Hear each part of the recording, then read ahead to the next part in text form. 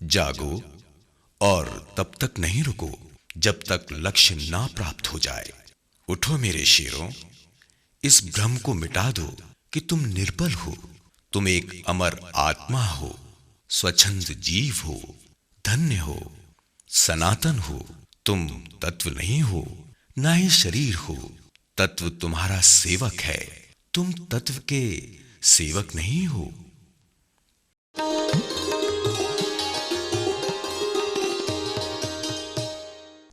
हर दिन एक नई सौगात लेकर आता है और उस सौगात जब हम पाते हैं तो जीवन बहुत अच्छा होता चला जाता है। जब जीवन में हम सोचते हैं कि आज मुझे ये पाना है, ये करना है, वो करना है, पर जब शाम होती है तो क्या आप ये सोचते हैं कि मैंने अपने लिए तो बहुत कुछ किया, क्या मैंने समाज के लिए कुछ किया, क्या उन लोगों के लिए कुछ किया जो मेरे आसपास हैं? जी हाँ, यही बात सोचनी है आज। नमस्कार, धरती धुराड़ी में बहुत बहुत स्वागत। मैं हूँ तरुण व्यास और हर सुबह जब हम अच्छी अच्छी बातें करते हैं तो दिन बड़ा अच्छा हो जाता है। और जब समाज की बात करते हैं तो समाज में तो हम रहते ही हैं, तो उसकी बात क्यों ना करें, क्योंकि हमसे ही समाज है और हम समाज में हैं। तो आज एक ऐसी बात को छेड़ते हैं जहाँ पर हम कहते हैं ना कि समाज से हमने बहुत कुछ ले लिया साहब, अब देने की बारी आई तो हम क्या दे रहे हैं? दे रहे हैं कुछ? जी हाँ, ये सोचिए।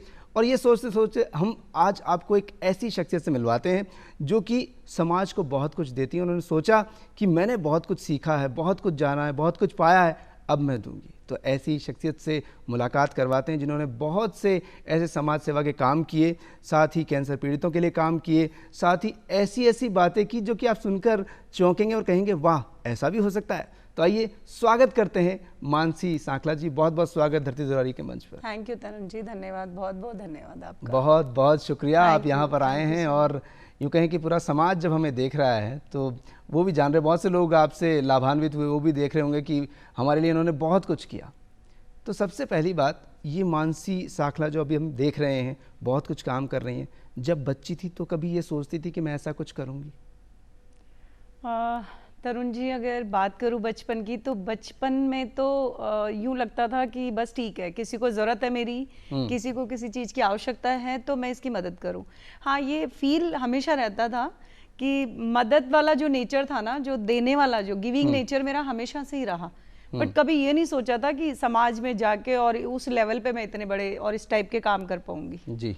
पर हस्बैंड इतने अच्छे मिले हैं तो वो पॉसिबल हो पा रहा है कि जो सोचा नहीं था शायद उससे कई हजार गुना ज़्यादा वो आपके सामने सारे प्रारूप से आप देख ही रहे हैं कि जो सोची छोटी, अगर छोटा सोचा कि यार इतना सा कर लूँ, मैं थोड़ी से लोगों को बुला के और ये वाला काम कर लेती हूँ, या मैं उस छोटे से उसमें वृद्ध आश्रम है या कैंसर के जो पेशेंट्स हैं उनके पास जाके मैं ऐसे कर लेती हूँ, अपन ऐसा करें, तो हस्बैंड का इतना सपोर्ट रहता है कि वो सोचते हैं कि चलते हैं, कुछ बड़ा ही करते हैं। ये तो एक लाइफ के एक यूँ कहें कि कुछ ऐसा पड़ाव आता है जहाँ एक शख्सियत हमसे जुड़ती है, हस्बैंड या वाइफ। बिल्कुल। लेकिन उससे पहले जब हम बचपन की तरफ देखते हैं तो वहाँ सिर्फ हम होते हैं या माता पिता का आवरण है, भाई बहन है।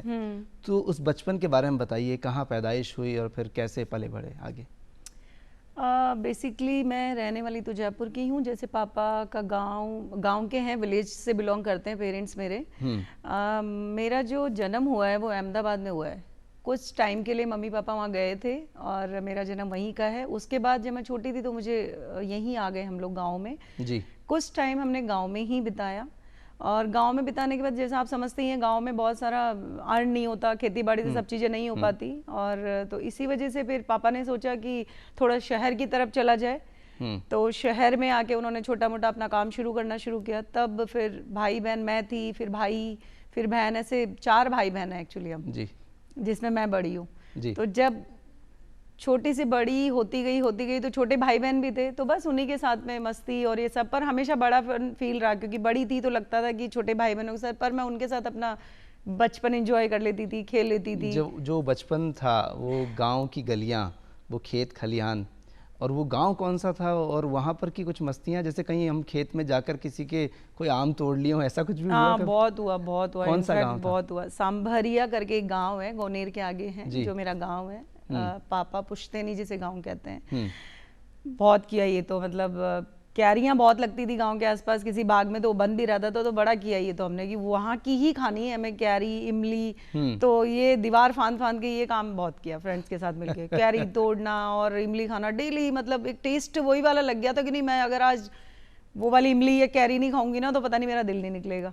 तो मस्ती बहुत की गांव में, खूब मस्तियां की, पेड़ पे चढ़ना, झूले डालना, दोस्तों के साथ मस्ती करना।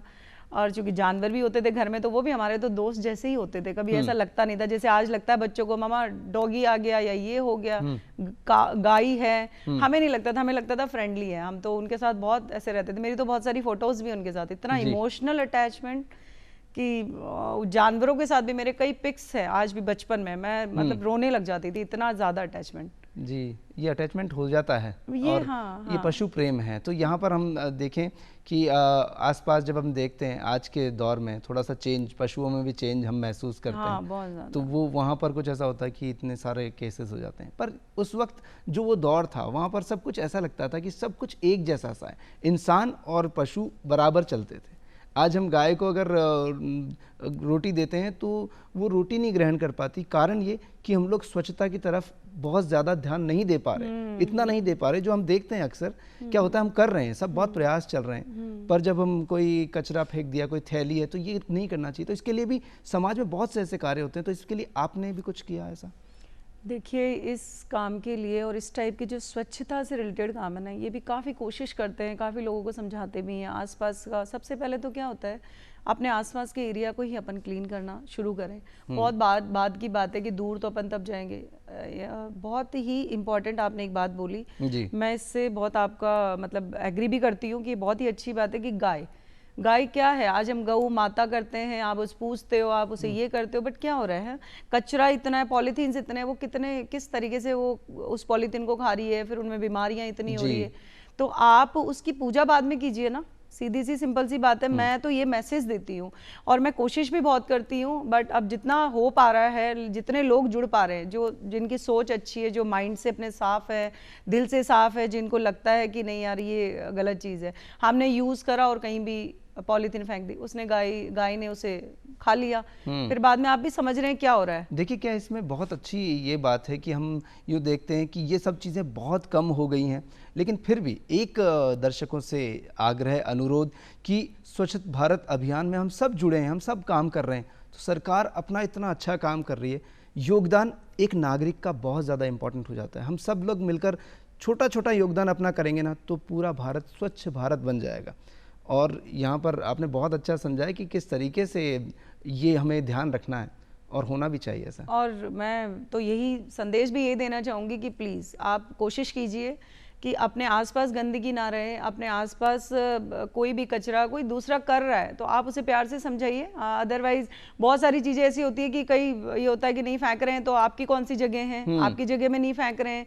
तो इन चीज़ों को ना माइंड में लेके और आप अपना काम कीजिए। आपको ये लगना चाहिए कि मेरा भारत स्वच्छ रहे, मेरा जयपुर, मेरा राजस्थान स्वच्छ रहे, तो मैं नागरिक हूँ वहाँ का, तो मुझे तो ये करना है ना, सामने वाला क्या कर रहा है उसको फॉलो नहीं करना है। मैं तो तरुण जी इन सब चीज़ों पे बिलीव करती हूँ कि आपको क्या अच्छा लग रहा है आप वो कीजिए, जी है ना। सामने वाले को समझाने की कोशिश कीजिए, समझते हैं वेल एंड गुड, नहीं समझते तो कोई बात नहीं है। देखिए, इसमें हम जब किसी रोड से गुजर रहे होते हैं, एक बोर्ड लगा होता है आदर्श ग्राम, है ना, ऐसा लगता है, और फिर जब वहाँ पड़ता है कि यहाँ सब स्वच्छता है, यहाँ सब साक्षर है, तो इतनी खुशी होती है। देखिए, एक गांव में इतनी अलग जगह, तो कुछ गांवों की ओर हम प्रकाश डालते हैं। तो आपके जैसे हम गोनेर की बात करते हैं, तो गोनेर के एरिया में बहुत जाना माना मंदिर भी है, हाँ जी, है ना? हाँ जी, हाँ तो जी। वहाँ कैसा वातावरण है, आप क्या देखते हैं? बहुत ही अच्छा वातावरण है, जैसा कि मैंने बताया कि मेरा व्यवसाय भी उसी साइड में है, क्योंकि गोनेर अब पूरा इंडस्ट्रियल हो गया है जी। तो मेरा वही आना जाना है। आप गोनेर कभी जाके देखिए, इतना बढ़िया हो गया है।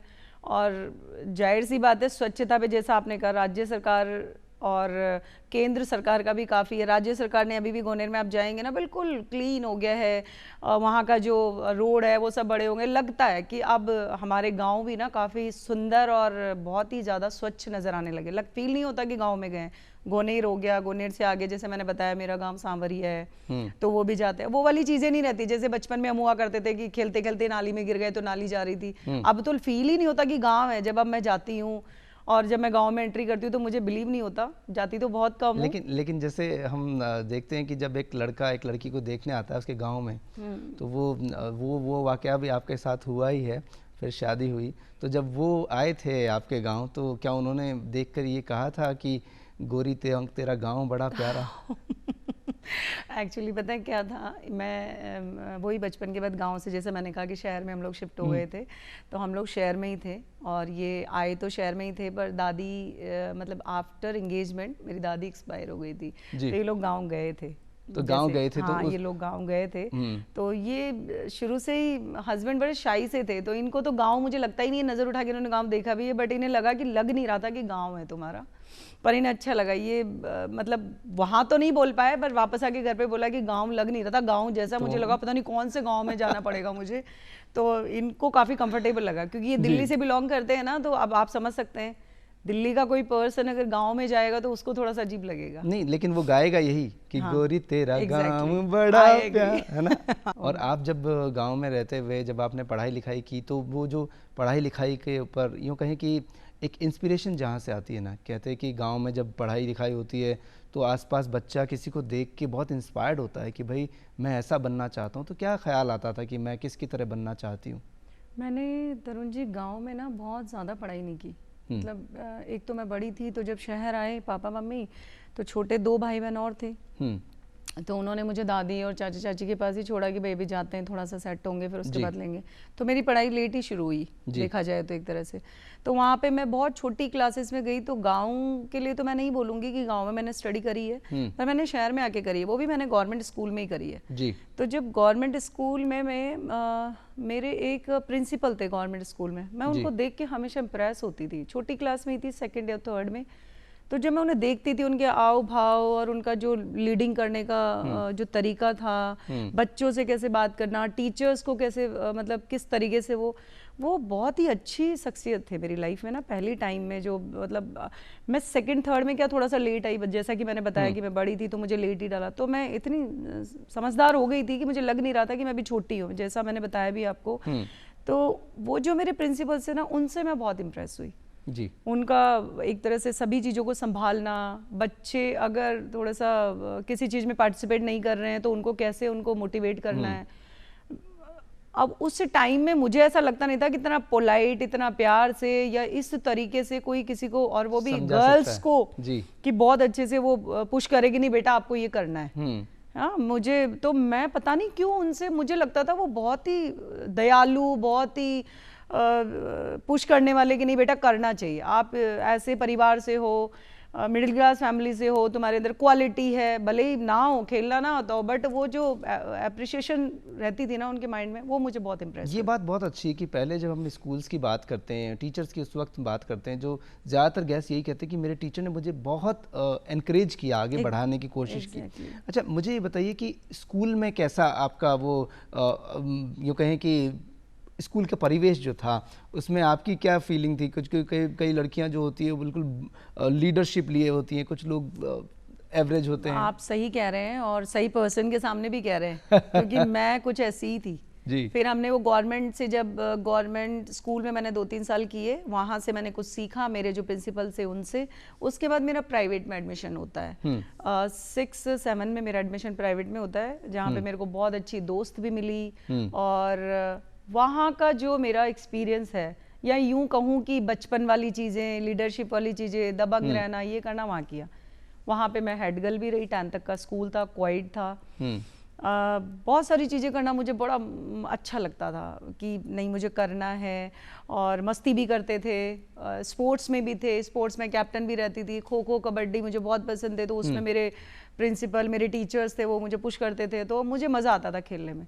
सही मायने में मेरा जो 6 to 10 वाला जो था ना ईयर स्टडी वाला, वो मैंने खुल के जिया, खूब मस्ती करी, खूब अपने रिस्पॉन्सिबिलिटीज़ भी खूब निभाई। आप समझ सकते हैं कि हेड गर्ल अगर बनाया होगा तो रिस्पॉन्सिबिलिटीज़ भी बढ़ी। ये क्वालिटीज़ जो हैं, ये कहाँ से, मतलब कहते हैं ना कि कहीं ना कहीं ऐसे कोई हमारे यूँ कहें कि माता पिता से आती है, या कोई भाई ऐसे हों, तो कहाँ ये लीडरशिप वाली कैसी क्वालिटी कहाँ से आप? ये लीडरशिप वाली फैमिली से आई, दादाजी से आई, पापा से आई, क्योंकि उन लोगों को ही मैं देखती थी हर किसी चीज में ना, कि अब उनके पास क्या वो वाली, जैसे मेरे दादाजी ना गांव के सरपंच हुआ करते थे उस टाइम में, अभी तो वो नहीं है, बट जब हम छोटे थे, बहुत छोटे थे, तो सरपंच थे, तो उनको देखती थी कि बहुत सारे लोग आ रहे हैं, कोई समस्या लेके आ रहे हैं, तो वो उनसे पूछ रहे हैं, तो मैं उनको ऐसा लगता था कि यार कुछ होता होगा कि या तो दादाजी बहुत ही बड़े ऐसे हैं कि वो सारी चीज़ें करते हैं। फिर अगर परिवार से रिलेटेड कोई चीज़ आती है, बुआएं हो गई, बहनें हो गई, या उनके किसी चीज़ की रिस्पॉन्सिबिलिटी करनी है तो वो पापा को करनी होती थी। तो बस ये सब चीज़ें तो मतलब परिवार से। लीडरशिप आपको स्कूल में जब आई तो कहीं जैसे खेलों में भी आप आगे पहुंचे जी, तो ऐसे बहुत से आपके दोस्त भी होंगे जो आपको बहुत याद करते होंगे, या उस वक्त के दोस्त भी याद आते होंगे, तो आपको कुछ नाम याद आते हैं उनमें से? देखिए हम लोग जो क्वाइड में थे, हमारे 4 फ्रेंड्स थे हम लोग, जिसमें हम चारों का बहुत अच्छा ग्रुप था। सरस्वती, मधु और टीना जो कि सरिता है, और एक मैं खुद, तो हम 4 ही लड़कियां थे, तो हमारा बाउंड बहुत अच्छा था। पर ये कह लीजिए कि शायद सब में उनको लगता था कि मैं बहुत बोल्ड भी हूँ, अपना हुक्म चलाती हूँ, ये करती हूँ, और फिर टीचर्स ने मुझे हेड गर्ल भी बनाया, तो कहीं ना कहीं उनको ऐसा लगता था। तो अब उन सबसे तो मेरा नहीं है कांटेक्ट, बट मेरी जो बेस्ट फ्रेंड है टीना, जो शुरू से ही वो 6 से ही मेरी फ्रेंड बनी थी जी। तब से वो मेरे साथ है, और करीबन 25-26 साल हो चुके। पता है वो आज हमारे इस वक्त भी साथ है, आपको मालूम है? आपको शायद नहीं मालूम होगा। मुझे चारों में से 2 जने हमारे साथ मौजूद हैं इस वक्त, मतलब आप और आपकी फ्रेंड टीना शर्मा। आइए मिलवाते हैं उनसे आपको। मुझे आपने मानसी के बारे में पूछा है, पर मैं प्यार से उसे हेमा बोलती हूँ। हम 6 या 7th स्टैंडर्ड से साथ में हैं। हेमा स्कूल टाइम में बहुत ही ज़्यादा दबंग थी, वो हेड गर्ल भी रही हुई है। उससे लीडरशिप करना हमेशा से ही पसंद था, सब पे हुक्म चलाना, अपनी बात कैसे मनवाना, वो उसको हमेशा से ही आता था। मैं थोड़ी शाई नेचर की थी, वो हमेशा मेरे को बोलती थी, उसको स्पोर्ट्स में भी जाना था, उसको ये भी करना था। स्कूल में जो भी कार्यक्रम होते थे उसमें हर चीज में वो पार्टिसिपेट करती थी, हमेशा डांस हो चाहे सिंगिंग हो, हर चीज में हेमा हमेशा आगे ही रहती थी। और मैं थोड़ी शाई नेचर की थी, तो हेमा हमेशा से मेरे को बोलती थी, नहीं टीना ये भी करना है, टीना वो भी करना है। फिर मैं थोड़ा पीछे हट जाती थी, तो फिर वो मेरे को पुश करती थी कि नहीं नहीं करना है तेरे को, तो उसके साथ साथ मैं भी करती थी। हमारी फ्रेंडशिप कम से कम 25 से 26 साल हो गए। हम लोग काफी दूर रहते हैं एक दूसरे से, पर अभी भी वैसा ही प्यार है जैसा बचपन में था। अभी भी हम बहुत एक दूसरे से बहुत अटैचमेंट है। बचपन में भी हम बहुत लड़ते थे, फिर एक साथ हो भी जाते थे। और वो एक बहुत अच्छी माँ भी है, बहुत अच्छी पत्नी भी है, बहुत अच्छी बहू भी है वो, और दोस्तों वो बहुत ही अच्छी है।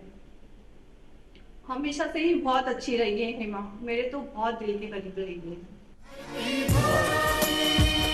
वाह वाह, टीना जी ने बहुत अच्छी बात बता दी, एक नाम और उजागर कर दिया कि आपका नाम हेमा। तो ये मुझे कुछ आपका कोई लुक वाइज कहीं कोई फिल्म से कोई रिलेशन देके कहीं ऐसा हुआ?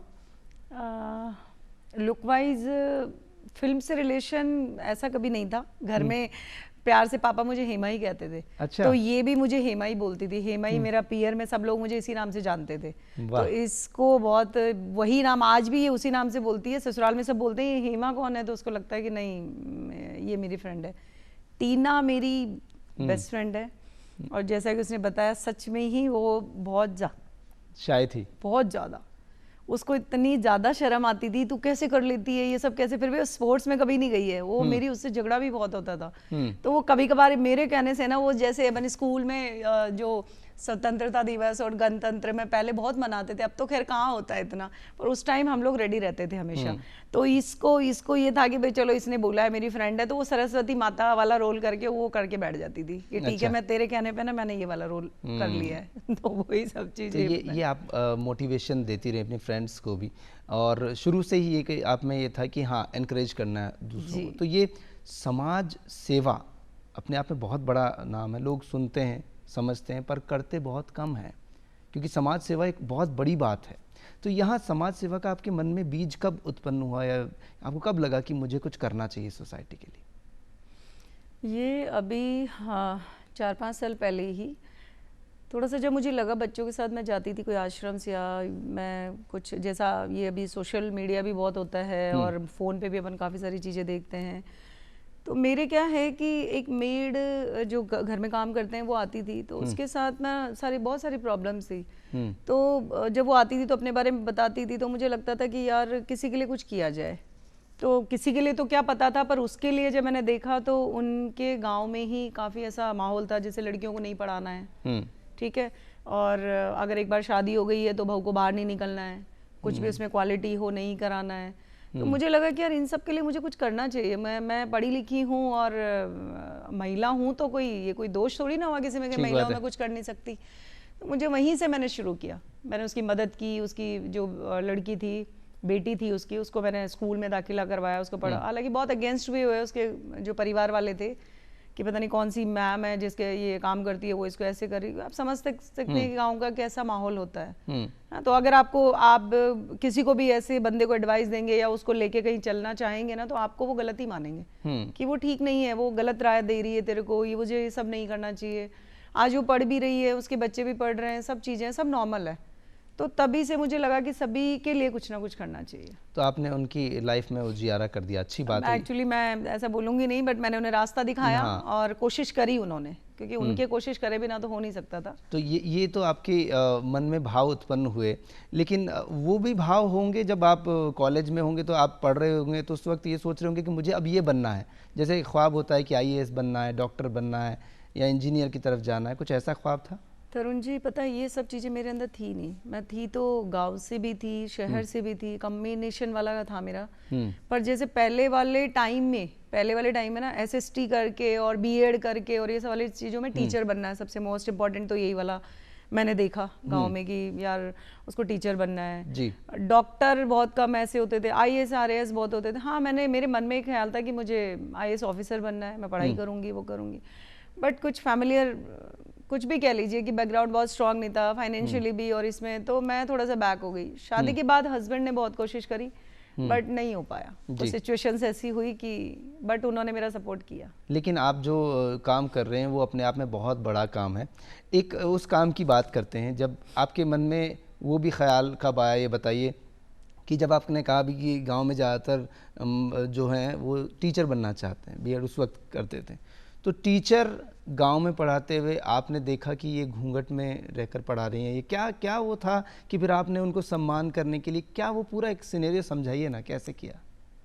तरुण जी, ये मैंने जैसा बताया कि बचपन से ही ना मैं टीचर्स को ज़्यादा देख रही हूँ। गांव में ना टीचर ज़्यादा होती, किसी की बहू टीचर है, किसी की बेटी टीचर है, तो टीचर्स बहुत रहती थी। अब वो टीचर्स कैसे जाती हैं, घर से वो निकलेंगी, घूंघट निकालेंगी, है ना, फिर वो जाएंगी, भाई वो टीचर है बेचारी ना, वो लगता भी नहीं है कि वो टीचर है, जा रही है। फिर वो अपने स्कूल में जाके थोड़ा कंफर्टेबल फील करेगी, फिर उन्हें थोड़ा साड़ी का पल्लू वल्लू नीचे करके फिर उन्हें फील हो गया कि भाई अब मैं टीचर हूँ।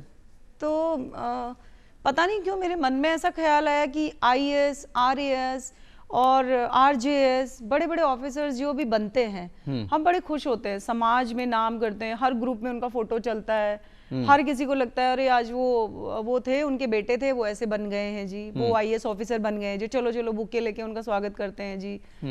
बेसिकली करना भी चाहिए और होना भी चाहिए, पर क्या कभी ये सोचा परिवार के लेवल पे ही, समाज के लेवल पे नहीं? अगर मेरे ही परिवार में मेरी बहू टीचर बनी है या मेरी बेटी टीचर बनी है, तो कभी हमने सोचा कि फैमिली के लेवल पे, क्योंकि फैमिलीज भी बहुत बड़ी हुआ करती थी, आजकल तो शॉर्ट हो गई है, बट पहले के टाइम वाले अगर फैमिलीज ले तो मेरे हिसाब में अपने आप में एक गांव, अपने आप में एक कस्बा जैसा ही होता था, मोहल्ला हो जाता था ना। तो हमने कभी ये लगाया नहीं ना, हमने कभी दिल से सोचा नहीं, कभी हमने ये चीज होने टीचर, ठीक है टीचर बनी है, अच्छा अरे वाह टीचर बनी है, पर कभी क्या आपने वो चीज अपने मन से एक्सप्लेन करी उस टीचर के लिए कि हाँ वो टीचर है? क्योंकि टीचर के बिना तो कोई कुछ बन ही नहीं सकता ना। तो मेरे मन में, जैसे मैंने कहा कि मैं हेड गर्ल थी, तो जब मैं हेड गर्ल थी तो उस टाइम जो टीचर्स डे आता था 5 सितंबर, बहुत जोरों शोरों से तैयारी करती थी मैं, सारे मॉनिटर से बोलना और वही क्लासेस के अकॉर्डिंग, भैया इतना इतना हमने अमाउंट इकट्ठा करना है, फिर हम माला लाएंगे, फिर हम एक मोमेंटो भी लाएंगे टीचर्स के लिए, और बिल्कुल ऑर्गेनाइज करती थी बहुत अच्छे लेवल पे। तो टीचर्स डे बड़ा अच्छे से मनाती थी, शुरू से ही, स्कूल टाइम से ही था मेरा।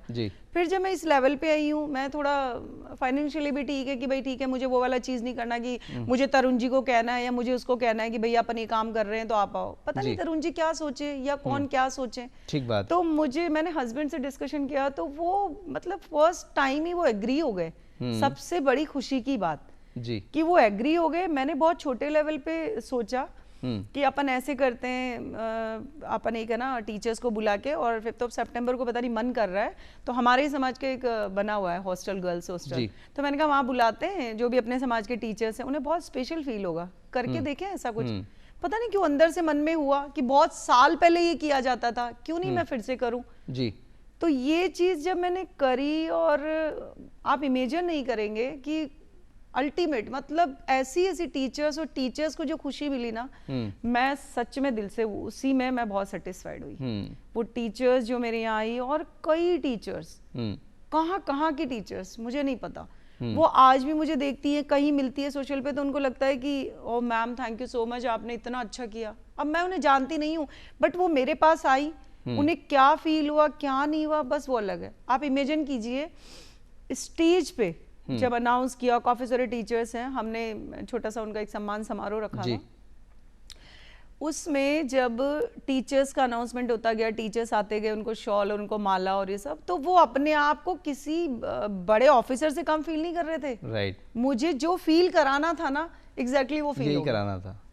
मुझे यही फील कराना था कि आप टीचर, आप शिक्षक है, आपके बिना कोई बन ही नहीं सकता। क्या बात। और मुझे समाज को यही संदेश देना था कि जो टीचर्स होते हैं, जो शिक्षक होते हैं, सर्वोपरि होते हैं, सबसे पहले वही होते हैं। हम कहते हैं माता पिता हमारे गुरु हैं, वो तो रहेंगे और उनका स्थान तो कोई ले भी नहीं सकता, पर जो टीचर्स है, जो शिक्षक हैं, आप उन्हें भी स्पेशल फील कराइए ना, वो तो उनके बिना ना आप है ना मैं हूँ। जी, क्या बात है, बहुत ही खूबसूरत बात। मतलब यहाँ उनका कहते हैं ना कि हर कोई इंसान जो भी अपने क्षेत्र में काम कर रहा है, वो कभी सोचता है कि मुझे भी कभी कोई स्टेज पर बुलाकर सम्मानित किया जाए, क्योंकि मैं भी अपने काम में स्पेशल हूँ, मैं मेरे काम का विशेषज्ञ हूँ। ठीक है, तो ये बहुत अच्छी बात आप कर रहे हैं। एक संदेश है जो एक सरप्राइज़ है आपके लिए, वो अभी स्क्रीन पर आने वाला है। चलिए वो संदेश, वो सरप्राइज़ आपके सामने खोल देते हैं। नमस्कार, मैं हनुमान साय दायमा। श्रीमती मानसी सांखला मेरी सगी भांजी हैं, और श्री कैलाश सांखला जी मेरे दामाद हैं। मानसी की जहां बात करें तो मानसी बचपन से ही सामाजिक सेवा और मानव सेवा को प्रेरित रहती थी। स्कूल की बात करें तो कभी किसी साथी स्टूडेंट की पेंसिल स्लेट अगर टूट जाती थी तो ये खुद की दे आती थी। जहां अपने माँ बाप के साथ ये रहती थी, वहां आस पड़ोस में किसी चीज की आवश्यकता होती तो बिना माँ बाप को पूछे ये खुद दे आती थी। तो ये सामाजिक सेवा का जो बीज था, ये इसके मन में बचपन से था कि मैं बड़ी होकर के समाज की सेवा करूं, मानव की सेवा करूं, जानवरों की सेवा करूं। आज हम ये देख रहे हैं कि मानसी एक बहुत बड़ी उद्योगपति हैं, श्री कैलाश सांखला जी इनके जीवन साथी हैं, और बहुत दोनों मिलकर के बहुत ही अच्छा काम करते हैं। बहुत बड़े उद्योग को संभालते हुए भी मानसी सामाजिक सेवा को कार्य करने के लिए समय निकालती हैं, उत्प्रेरित रहती हैं और बहुत ही अच्छा सहयोग करती हैं। चाहे वो कैंसर हॉस्पिटल हो, चाहे वो किसी भी तरह की आवश्यकता हो, तन मन धन से ये बच्ची बहुत ही अच्छा सहयोग करती है, सामाजिक कार्य करती है, और ईश्वर इसको शक्ति दे। मैं बहुत बहुत शुभकामनाएं देता हूँ। वाह, तो हम यूँ कहें कि मामा जी का धन्यवाद कि उन्होंने आकर आपके बारे में कुछ और बताया। आपके मामा जी भी देखिए सरप्राइज आपके सामने। धरती द्रोणी के मंच पर यही खासियत है कि जो सामने गेस्ट है उन्हें पता नहीं चलता कि क्या क्या और आने वाली है चीज़ें। वही मैं भी सरप्राइज हूँ आज तो बहुत अच्छा लगा। इन्होंने आप जैसे इनसे भी इंस्पायर्ड रहे मामा जी से, क्योंकि मामा जी जिस तरह से बता रहे हैं। हाँ, मामा जी से बहुत इंस्पायर्ड रहे, क्योंकि जो परिवार में जो पहले कोई पोस्ट पे या जो किसी गवर्नमेंट जॉब में जो थे ना, मामा जी थे जी। कोई भी चीज़ होती थी तो मामा जी को बुलाना है, छोटी बड़ी कोई बात होती थी तो मामा जी को बुलाना है। और मुझे भी लगता था कि नहीं, मैं किसी दुविधा में हूँ, कोई परेशानी, तो मुझे मामा जी, और ये इतने फ्रेंडली, बहुत ज़्यादा फ्रेंडली जी। हमें कभी फील ही नहीं होता था कि हमारे बहुत बड़े हैं हमसे, या कभी बैठ जाते हैं तो बस बिल्कुल बच्चों जैसे। और इनका नेचर अल्टीमेट था, तो इनसे भी काफ़ी कुछ सीखने को मिला कि लाइफ में ना डिसीजन लेना है, वेट नहीं करना है कि कौन सही बोल रहा है कौन गलत बोल रहा है, बस ठीक है, आपको ये ध्यान रखना है कि हाँ मैंने लिया है डिसीजन, मुझे उसी पे चलना है जी। ये मैं हार और जीत, गिरना पड़ना, ये तो चलता रहेगा, बट कुछ करना है तो है, सस्पेंस में नहीं रहना है। तो देखिए इनकी बातों से कितना गर्व महसूस कर रहे थे वो आप पर, और बातों बातों में उन्होंने कैंसर पेशेंट्स की भी बात की कि आप उनके लिए भी बहुत काम करते हैं। तो यहाँ पर वो जिक्र भी करें, क्योंकि कैंसर अपने आप में एक ऐसी बीमारी जिससे जूझने वाले का परिवार तो जूझता ही है, लेकिन जो पेशेंट होता है वो अपने आप में बहुत चीज़ें फेस करता है, पर उनके योद्धा भी मौजूद हैं जो जीत कर आते हैं और कैंसर को हरा देते हैं, ऐसे बहुत से हैं। तो उन योद्धाओं में किस तरीके से आप ताकत भरते हैं, क्या करते हैं? तरुण जी देखो, ये एक ऐसा टॉपिक है जिसपे आप भी बहुत अच्छे से जानते हैं कि कैंसर एक ऐसा मर्ज है जिसका मुझे नहीं लगता कि विदाउट कॉन्फिडेंस, विदाउट उनको मोटिवेशनल ये ठीक हो सकता है। जबकि हम जानते हैं कि दुनिया में कोई नामुमकिन कुछ भी नहीं है जी, है ना। बट उसके लिए क्या होता है, आत्मशक्ति इतनी स्ट्रांग बनानी पड़ती है कि नहीं मैं कर पाऊंगी, मैं क्यों नहीं कर पाऊंगी, या मैं कर सकता हूँ, इसको ठीक कर सकता हूँ, इसको हरा सकता हूँ। आज पर्वतारोही हैं, आज अगर हम और आप देखें कहीं भी थोड़ी सी जगह कहीं जाए तो ठंड लगना शुरू हो जाता है, मनाली मसूरी, तो वो लोग कैसे पहुंच जाते हैं? तो कहीं ना कहीं उनका जो आत्मविश्वास है वही स्ट्रांग होगा, तभी वो पहुंच पाते हैं जी। इसी तरीके से क्या है, कैंसर पीड़ित है हमारी मतलब जिस एरिया में मैं रहती हूँ वहीं पर एक जगह है जहाँ पे सिर्फ कैंसर के मरीज है जी, ठीक है, ऑल टाइप का, जिस भी टाइप का कैंसर के मरीज, वहाँ मैं जाती हूँ। बिल्कुल सही कहा मामा जी ने, क्योंकि डिस्कशन तो नहीं होता, मिलना भी नहीं होता। आज आपने उनका मैसेज मेरे को दिखाया, मुझे बड़ा अच्छा लगा।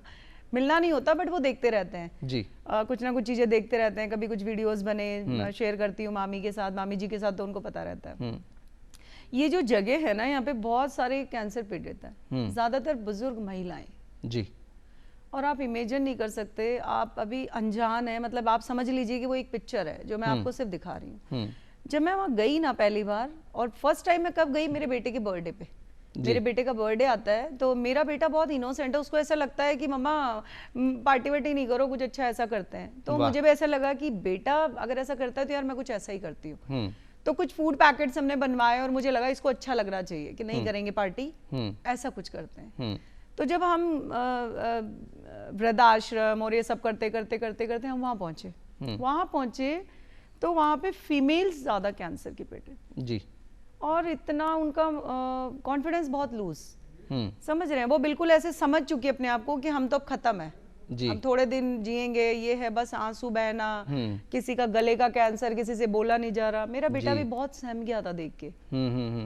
फिर मैंने ये थोड़ा सा अपने मन में थोड़ा ये थोड़ा क्या मतलब दृढ़ संकल्प लिया, देखिए ऊपर वाले के हाथ में है जीना और मरना, उसको तो हम नहीं डाल सकते, लेकिन अगर जितना भी टाइम हमारे पास है तो हम क्यों रोके निकाल रहे हैं? ठीक बात है, हम रोके क्यों निकाल रहे हैं? आप खुशी से एंजॉय कीजिए, हंसिए, भजन गाइए, गाने गाइए, डांस कीजिए। वो गाना है ना, जीना है तो हंस के जियो, जीवन में एक पल भी रोना। एग्जैक्टली यही सब चीजें मैंने उनके साथ की। मैं थोड़ा थोड़ा बेटे के साथ श्रम गई, हम लोग थोड़ा वक्त बिताए, फिर मैंने रेगुलर जाना शुरू किया। अभी भी नवरात्रों के बाद हम गए, खूब सारी मस्ती की, डांस वांस किया उनके साथ। मेरे कुछ वीडियोस भी हैं, मैं आपको शेयर करूंगी, आप देखिएगा। खूब जम के मैंने डांस किया। फीमेल्स बहुत रो रही थी, मैंने गले लगाया कि एक बात बताइए ना, ये सब चीजें क्यों ले रहे हो आप, और शॉर्ट कर रहे हो, मत करो शॉर्ट। और ऐसे पेशेंट्स को, कैंसर ही नहीं किसी भी चीज के पेशेंट को, मैं तो यही संदेश देना चाहूंगी कि प्लीज मेरी आपसे रिक्वेस्ट है, क्योंकि हम एक नागरिक होने के नाते, एक मानव होने के नाते हम ये तो कर ही सकते हैं। आप फाइनेंशियली मत कीजिए, आप कुछ भी मत कीजिए, आप मेंटली आत्मिक तो कर सकते हैं। तो आप ऐसे पेशेंट्स के साथ में बैठे, उन्हें अच्छी अच्छी बातें कहें, उन्हें ये फील ना कराएं कि वो बीमार है, वो थोड़े दिन में ही मरने वाले हैं, ऐसा नहीं। आप उनको कहो कि जितना भी दिन है, जो लाइफ भी तो बिताई है उन्होंने, उन सबको याद करें। तो मैं आपके इस कार्यक्रम से बस यही संदेश देना चाहूंगी कि कैंसर एक ऐसा मर्ज है जो सुनते के साथ ही वो आधा तो वैसे ही मर जाता है। और इनफैक्ट मेरे ससुराल की फैमिली में भी हुई, मेरी खुद की ननद थी, आज मैं भुला तो नहीं पाऊंगी उनको। लेकिन जैसे हम देखते हैं कि आज मेडिकल साइंस ने इतनी तरक्की कर ली, और हम देखते हैं बहुत सारे केसेस जो कि अपनी ज़ील से, अपनी ताकत से, जिन्होंने मेडिकल साइंस का साथ तो होता ही होता है, उन्होंने कैंसर को हराया। एक नहीं, दो, तीन बार हराया। ऐसे भी हमारे यहाँ पर मेहमान आए और वो खुद एक RAS ऑफिसर, उनका भी बहुत बड़ा, उनसे बात की हमने।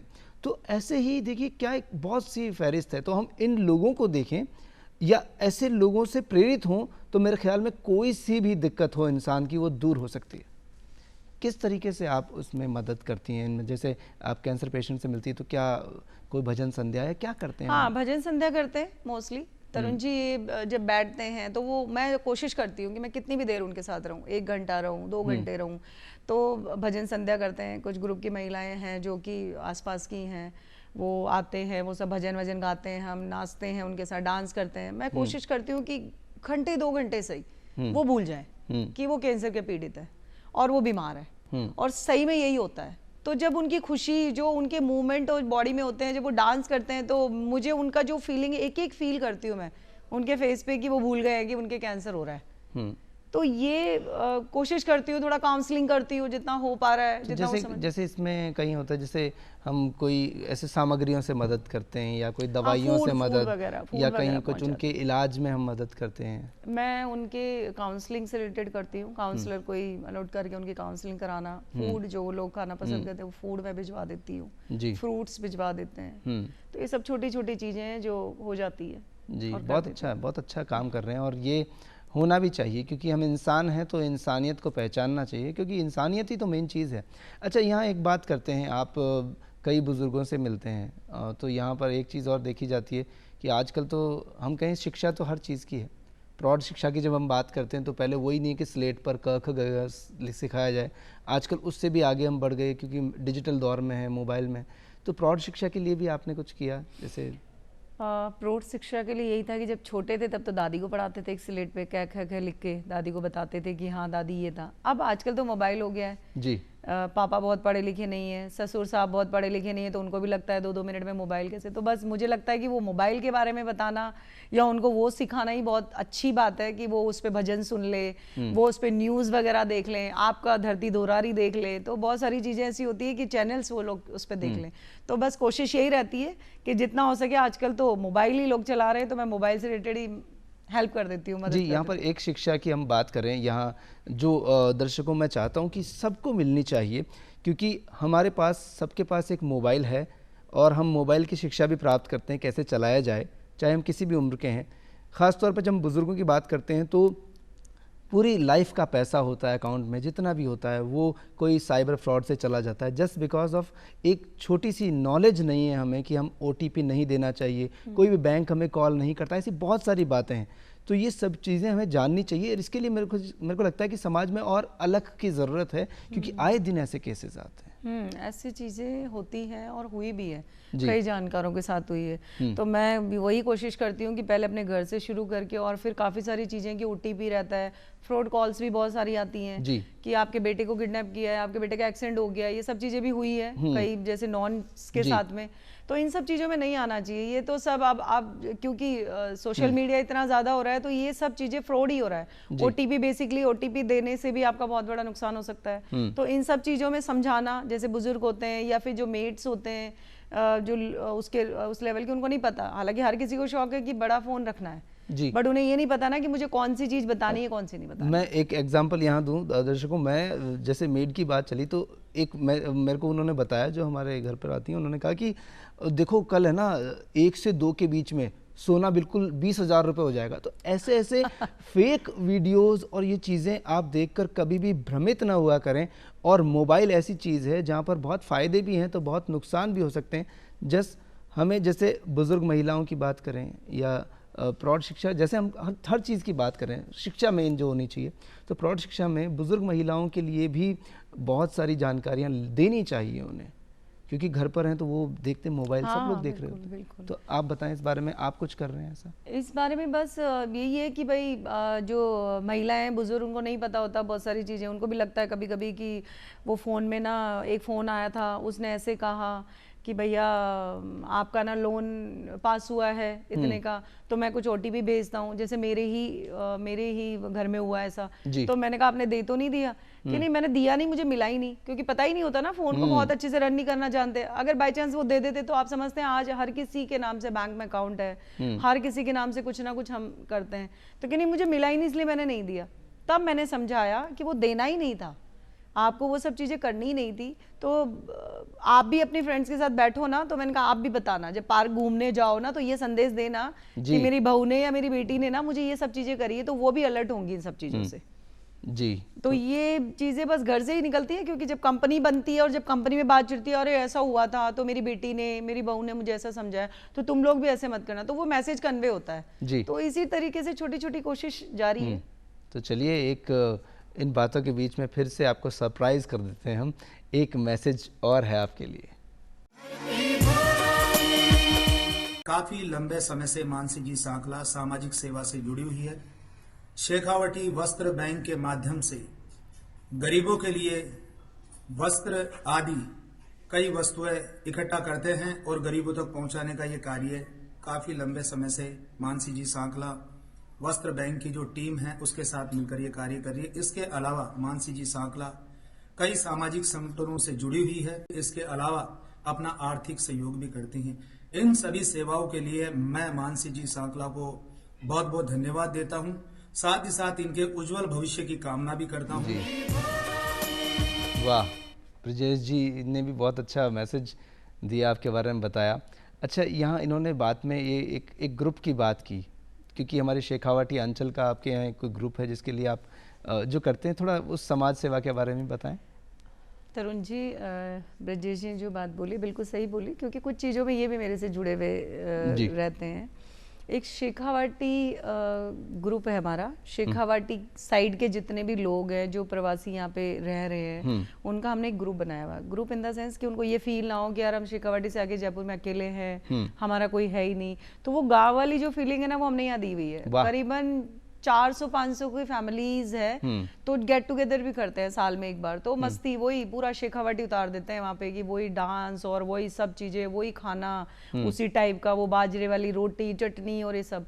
तो ये हमारा एक ग्रुप बना हुआ है। इसमें कुछ मेंबर्स हैं जो ये वर्क करते हैं। इसमें क्या होता है ना कि काफी सारी चीजें होती है। जैसे अभी दिवाली की सफाई चल रही है, ठीक है, दिवाली में बहुत सारी चीजें निकलती है। हालांकि ऐसे नहीं होती, सभी फेंकने की होती हैं जी, कुछ यूजफुल भी होती है, लेकिन अपन बोर हो गए तो अब हम उन क्या करेंगे, किसी न किसी को तो देंगे ना। तो हमने एक टीम बनाई हुई है और हम यही कोशिश करते हैं कि वो टीम फ़ोन करते हैं, हमने एक नंबर डाला हुआ है, उस पर फ़ोन करके उसे कलेक्ट करना होता है। आपके पुराने शूज़ हो सकते हैं, पुराने कपड़े हो सकते हैं, आपके पुराने बिस्तर हो सकते हैं, आपकी बुक्स हो सकती है, खिलौने हो सकते हैं, कुछ भी, एनीथिंग एल्स। आप वो सारा हमें कॉल करेंगे, बंदे हमारे कलेक्ट करेंगे, हम उसको लाएंगे। लाने के बाद पूरा इकट्ठा करके उसमें से चूज़ करेंगे कि वो देने के लायक भी है या नहीं है, ठीक है। फिर उस पर पूरा रेयर 2-4 जने हमने लगा रखे हैं ऐसे, जो उसको पूरा क्लीन करके और देख के, फिर उसके बाद में जैसे कि हम हो गए, हमारी तरफ से जो भी हो, कुछ कंबल, रजाइयाँ, क्योंकि ठंड का टाइम होता है, जनवरी और दिसंबर में हम लोग ये काम करते हैं। बहुत ज़रूरी हो जाती है जब ये चीज़ें हम देखते हैं कि कोई नीड में है और उसे वो चीज़ मिल जाए। तो वो जनवरी दिसंबर वाला जो पीरियड होता है ना, बस उसी में हम लोग ये काम करते हैं। और सुबह सुबह बस वही रात को अपनी गाड़ियों में वो सामान भरते हैं। उसके बाद में सुबह 4 बजे 4:30 बजे हम लोग निकलते हैं और ऐसे लोगों को देखते हैं जिनके पास सच में ही नहीं ओढ़ने को नहीं होता। फुटपाथ पे कोई सो रहा है, बहुत पतली सी कंबल लेके सो रहा है, उसको सर्दी के मारे वो ठिठुर रहा है। अब बस वो यही सोचता है कि कोई बस भगवान ही दे दे मुझे, तो मैं थोड़ा अपनी सर्दी से बचत कर लूँ। तो वो चीज़ें ना, हम वही रजाई, कंबल, कपड़े, ये सब देने निकलते हैं। जी, ये बहुत अच्छी चीज़ है। और यहाँ पर इंसान ही भगवान के रूप में पहुँच जाते हैं, या यूँ कहें भगवान इंसान के रूप में पहुँच जाते हैं। सही है। तो यहाँ पर जब हम एक और बात समझते हैं समाज में कि बेटी बचाओ बेटी पढ़ाओ, जी, बेटी पढ़ाओ की बात होती है, बालिका शिक्षा की बात होती है, तो अब हम लोग बहुत अच्छे से इसमें और आगे बढ़ते जा रहे हैं। आप अपने इस समाज सेवा के कार्य में किस तरीके से बालिकाओं के लिए कार्य करती हैं? क्या शिक्षा का कार्य करती हैं उनके लिए? क्या कोई और भी बहुत सी चीज़ें होती हैं बालिकाओं से जुड़ी जो उसके लिए कर रही हूँ? देखिए, बालिकाओं से, क्योंकि मैं तो वैसे इंस्पायर हूँ, जैसे मेरे परिवार वाले, मेरे मम्मी पापा पढ़े लिखे नहीं थे, मैं बालिका होके जी, मेरा ऐसा परिवार जिसमें कि नहीं निकल नहीं सकते, बिना घूंघट नहीं रह सकते, जब मेरे जैसे परिवार ने मुझ बालिका को या मुझ जैसे पढ़ा के, और आज मैं शिक्षा से पढ़ने के बाद और पढ़ने लिखने के बाद शिक्षित होके मैं आज तरुण जी के सामने बैठी हूँ जी। ये शिक्षा ही तो है जो हमें आगे बढ़ा रही है, हमें बोलने का ज्ञान दे रही है, हमें हर चीज़ को समझा रही है। तो मैं सिर्फ इसी के लिए, जैसे मैंने बताया कि मेड हो गए या कोई भी बहुत गाँव के लोग हो गए जिनको नहीं पढ़ाना, क्या करना है पढ़ा के लड़की को, शादी कर देनी है, बाद में चले जाना, नहीं वो ताऊ मना करते हैं, नहीं वो परिवार वाले, गांव वाले मना करते हैं। तो क्यों सुन रहे हो आप उनकी? मेरा काम सिर्फ इतना रहता है कि मैं उनकी मदद करूं कि हम स्कूल में कैसे एडमिशन कराएंगे, हमारा बजट ही नहीं है, हम कैसे करेंगे? उनको ये पता ही नहीं है केंद्र सरकार, राज्य सरकार क्या कुछ दे रही है जी। उन तक मैसेज ही नहीं है, क्योंकि पता नहीं है ना। आप शिक्षित हो, मैं शिक्षित हूँ, मुझे पता है। तो जब मुझे पता है तो मैं क्यों नहीं कन्वे करूं, मैं क्यों नहीं बताऊं कि भाई तुम्हें कुछ देना नहीं है, इनफैक्ट तुम्हें तो गवर्नमेंट दे रही है अपनी बेटी के लिए जी। आप समझते हैं ना जी। तो ये सब चीजें कौन देगा? आप और मैं, हमारे जैसे लोग देंगे। तो जब उन्हें इन सब चीजों का ज्ञान होता है, जब वो समझते हैं कि नहीं यार सही बात है, मुझे तो कुछ करना ही नहीं है, मेरी बेटी को मुझे पढ़ाना चाहिए, तो मेरी कोशिश रहती है कि मैं उनको ये चीज़ें समझा पाऊँ, उनको मोटिवेट कर पाऊँ। बहुत सारी जो अपनी जो सरकार है वो क्या दे रही है, जैसे स्त्रियों को जो है उनको क्या दे रही है, बालिकाओं के लिए क्या कर रही है, शिक्षा के लिए क्या कर रही है, स्वच्छता के लिए क्या कर रही है, तो बहुत सारी चीज़ें मैं उनको क्लियर करती हूँ, तो वो लोग आगे बढ़ते हैं। और बहुत अच्छा है, आप इनमें सभी को शिक्षित कर रही हैं, बता रही हैं, योजनाओं के बारे में बता रही हैं। अब कुछ उन योजनाओं की बात करते हैं जब आप बिल्कुल फ्री होते हैं। कुछ ऐसा आप प्लान करती हैं कि जब मैं फ्री होंगी तो मैं म्यूज़िक सुनूंगी या फिल्में देखूंगी या घूमने चली जाऊंगी, क्या क्या रहता है मन में, क्या करते हैं आप? जब मैं फ्री होती हूँ तो मुझे म्यूज़िक सुनना बहुत पसंद है जी। म्यूज़िक सुनती हूँ बहुत शांति से, आराम से, कि मुझे बैठना रिलैक्स होके, और लिखना पसंद है, पढ़ना बहुत पसंद है। जब मेरा म्यूज़िक चलता रहता है तो मेरे को लगता है म्यूज़िक के साथ में मैं बड़े आराम से एंजॉय करती हूँ अपनी जो लिखना, मेरे को दोनों चीज़ें करती हूँ। आप इमेजिन करेंगे कि अच्छा। म्यूज़िक भी सुन रही हूँ और मैं लिख भी रही हूँ। क्या बात है, आप समझिए, क्योंकि मुझे तो मोटिवेशनल मिलती है, मेरा माइंड बहुत उससे ऐसे क्लियर ही होता है कि अरे उसके साथ में एक चीज़ और है कि समाज सेवा की तरफ भी ध्यान है, उधर दूसरे अपने बिजनेस की तरफ भी ध्यान है। बिल्कुल, बिजनेस भी है, एक छोटा सा बिजनेस भी कर रहे हैं, पर टाइम निकाल लेती हूँ, मुझे अच्छा लगता है, मन को अच्छा लग रहा है, तो टाइम तो निकालने से निकलेगा। तो कौन से गीत ज़्यादा सुनते हैं आप? कोई ऐसा स्पेसिफिक सिंगर जैसे लता मंगेशकर, अच्छा, लता किशोर कुमार जी, इनके सॉन्ग सुनना मुझे बहुत पसंद है। तो किशोर कुमार का कोई गीत आपको याद आता है जो आप बहुत गुनगुनाती हो या अच्छा लगता हो? क्योंकि वो तो बहुत वर्सटाइल सिंगर, वो तो लेडी आवाज में भी उन्होंने गा दिया था। याद है वो कौन सा गीत था? हाँ, वो आके सीधी लगी मेरे दिल पे नजरिया। किशोर दा का अंदाज बहुत बिल्कुल निराला सही था। बात है, बहुत शानदार था गाना उनका वो। और लता जी की भी आप बात करते हैं, लता जी के गीत भी आप पसंद करती हैं? लता जी के करते हैं, सिलसिला मूवी के बहुत सुने, तो सिलसिला मूवी के बहुत पसंद थे मुझे। और शायद जो अमित जी, देवानंद जी, इनकी मूवीज में तो उन्होंने किशोर कुमार और लता जी ने गाए। किशोर दा के तो बहुत सारे हैं, तो ये तो तय हो गया किशोर दा के गाने के साथ में हम आगे चलेंगे। लेकिन एक संदेश, एक मैसेज सभी दर्शकों के लिए क्या कहना चाहेंगे? मैं सभी दर्शकों से बस यही कहना चाहती हूँ कि आप एक मानव हैं, आप एक इंसान हैं, भगवान ने आपको बना के भेजा है, तो आप कुछ ऐसा कीजिए जो आपका दिल कहता है, जो आपके मन में चीज़ें आती है। किसी भी चीज़ को लेके कर सकते हैं, शिक्षा हो सकती है, कोई किसी को कोई बीमारी है, कोई मर्ज है, उससे रिलेटेड आप कुछ कर सकते हैं। बालिका शिक्षा को भी आप प्रोत्साहन दे सकते हैं, बालिकाओं को, जैसे गाँव से कई लोग जुड़े हुए हैं, तो मैं आप लोगों से यही संदेश देना चाहूँगी, उन बालिकाओं को बाहर निकालिए, उनको पढ़ने दीजिए। उनके हाथों में ये पेन की शाई बहुत सुंदर लगेगी बजाय मेहंदी के, मेहंदी से ज़्यादा उनको पेन दीजिए, और पेन अगर उनके पास आएगा ना तो वो बहुत आगे बढ़ेगी, बस उनको सपोर्ट की बहुत आवश्यकता है। मैं एक महिला होने के नाते यही चीज़ें फील करती हूँ कि सपोर्ट चाहिए, अगर एक जने का सपोर्ट मिलेगा तो बहुत आगे बढ़ेगी। बहुत अच्छा लगा, आज तो पूरा शो बहुत ही खूबसूरत हुआ और आपके सपोर्ट से शो भी बहुत अच्छा हो गया। थैंक यू सो मच, बहुत बहुत धन्यवाद थैंक आप यहाँ पर आए। और चलते चलते एक गीत किशोर दा का। Thank you so much.